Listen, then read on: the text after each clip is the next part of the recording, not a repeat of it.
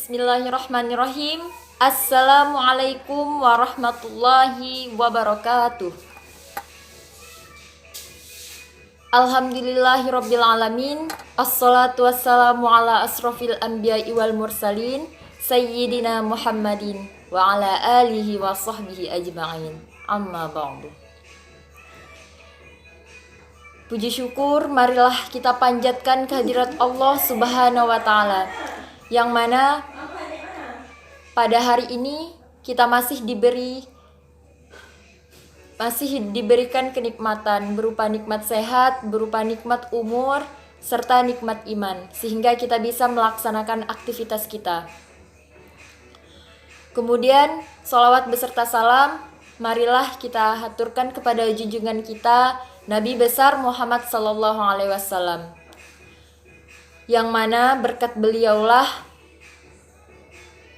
telah membawa kita dari zaman jahiliyah kebodohan menuju ke zaman yang penuh dengan ilmu pengetahuan seperti yang kita rasakan saat ini.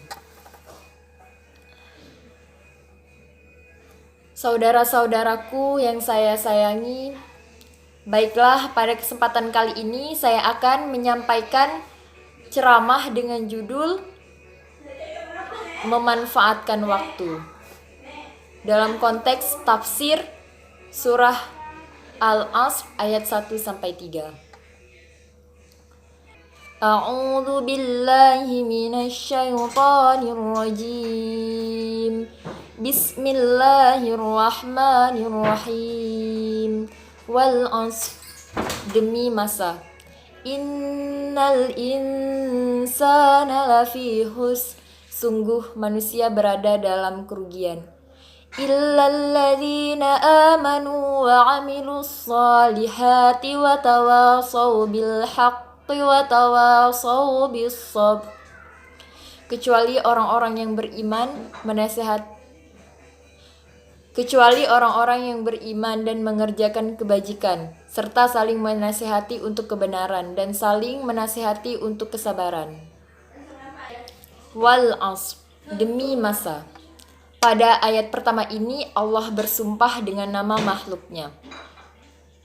Allah bersumpah atas nama makhluknya yang menunjukkan adanya keutamaan dan kemanfaatan makhluknya tersebut agar dijadikan pelajaran bagi manusia, di samping menunjukkan keagungan penciptanya.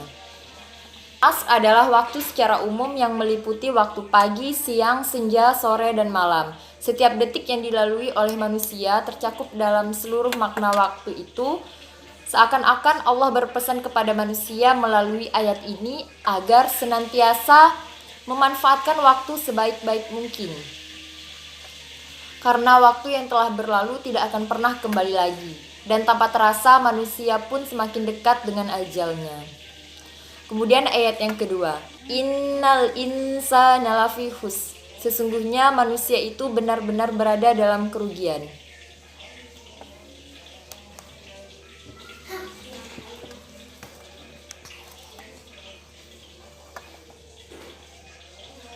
Setelah sumpah dengan menggunakan kata inna, sungguh manusia itu sangat berpotensi untuk mengalami kerugian. Jadi, jika kita tidak bisa menggunakan waktu dengan sebaik mungkin, maka kita akan rugi. Ayat ini ingin mengatakan setiap waktu yang diberikan kepada Allah untuk kita, agar kita pergunakan waktu ini untuk hal-hal yang diridhoi oleh Allah. Ayat ini mengatakan bahwa setiap waktu yang diberikan kepada kita, setiap detik yang kita lewati, tolong, kata Allah, pergunakan dalam hal-hal yang diridhoi oleh Allah.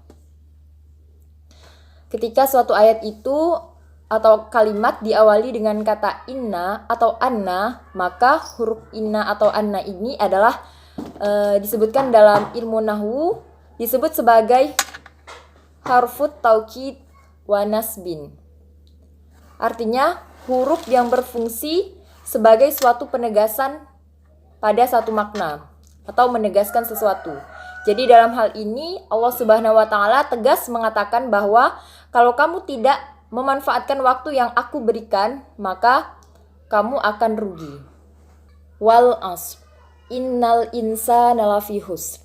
Setiap manusia berpotensi untuk rugi bila tidak memanfaatkan waktu dengan sebaik-baiknya.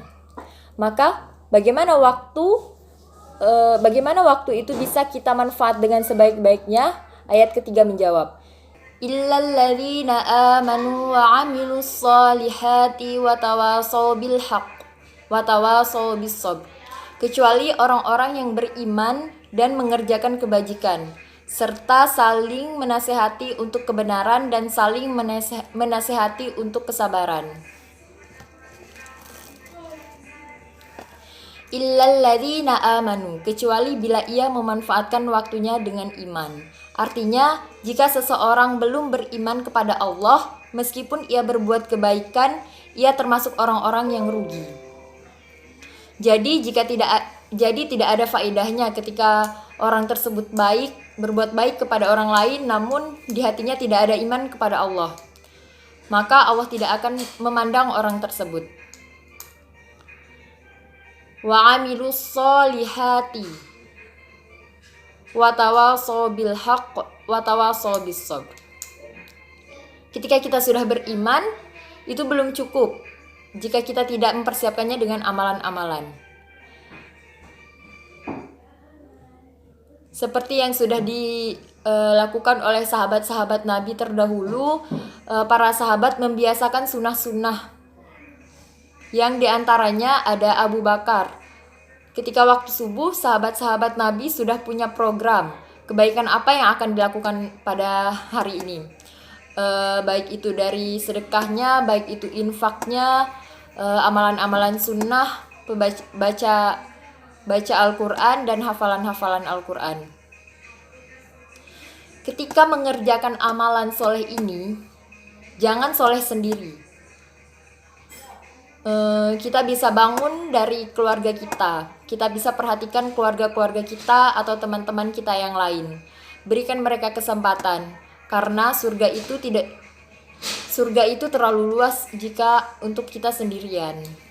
Dan kita harus sabar menjalaninya, karena tidak mudah untuk selalu konsisten menjalaninya. Semoga Allah memberkahi kita semua. Amin ya rabbal alamin.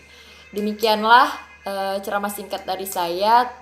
Kurang lebihnya saya mohon maaf. Akhir kata, assalamualaikum warahmatullahi wabarakatuh.